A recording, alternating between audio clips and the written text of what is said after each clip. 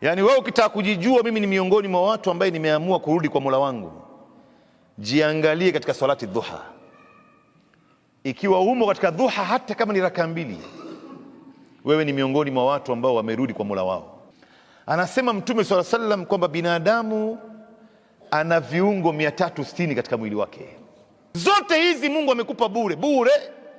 Sasa shukurani yake ya viungo 360 katika mwili wako ni kuswali raka mbili angalau ya salati dhuha. Ukiswali raka mbili ya dhuha umetoa shukurani ya viungo 360 katika mwili wako. Na wewe ukitoa shukurani, Mwenyezi Mungu Subhanahu wa Ta'ala anasema wa idh ta'adhana rabbukum la in shakartum la azidannakum, mkishukuru mimi nitawazidishia.